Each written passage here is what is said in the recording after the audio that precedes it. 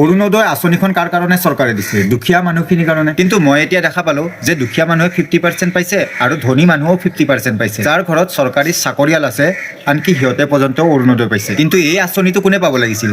যাৰ গিৰিয়েক নাই, যাৰ ঘৰত কোনো চাকৰি নাই, যোনে দুখীয়া মানুহ যেনে তেনে কিবা কাম কৰি চলি আছে, সেইবিলাক মানুহে পাব লাগিছিল। লওক বাৰু, ধনী মানুহ কেইটাও লওক, আমাৰ ক'ব লগা একো নাই।